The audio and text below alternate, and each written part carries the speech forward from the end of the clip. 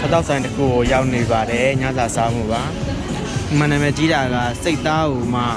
အဲ့ဒီမွန်းနဲ့သူတို့မျိုးကြော်ထားတဲ့ဥစ္စာမျိုးတုတ်ထားတဲ့ဥစ္စာမျိုးတားနာမည်ကြီးအဲ့တော့ဒါတပွဲမှာလိုက်မယ်ထမင်းတပွဲမှာမယ်ပြီးရင်ဒီမှာဟိုဟာတမတိတုတ်လည်းရှိတယ်ကျွန်တော်မြန်မာနဲ့တူမတူတော့မသိဘူးနောက်ပြီးကျွန်တော်ဟန်နွိုင်းဖီယာတစ်လုံးလောက်မှာမယ်ဆိုင်ပြင်စေးလေးလည်းမစိုးပါဘူး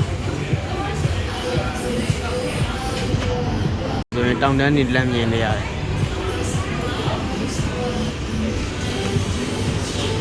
နောက်ဆုံးတော့ရောက်လာပါပြီကျွန်တော်ဘယ်လိုရတာရှိလဲဆိုတာကိုစကြည့်ပါမယ်တော်လေးကောင်းတယ်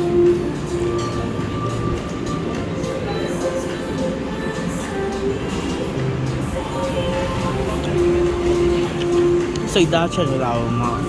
အနက်လုံးဝမထွက်ဘူးအနက်လုံးဝမထွက်အောင်လို့ဂျင်းတွေပါတယ်တက်နံပါတ်တွေပါတယ်ဒီမှာတို့ကဆော့ချင်ပေးတယ်ဆော့ချင်လေးနဲ့တို့စားမယ်ဆော့ချင်ကချိုးရဲသူ့ရဲ့ဒီတိုင်းမြတ်ပိုကောင်းတယ်အမေကကောင်းချင်းစံနေလေးစီးတယ်ဒါဒေါ်လေးစားလို့ကောင်းညင်ပင်ရောက်ရင်ညင်ပင်ရမှာ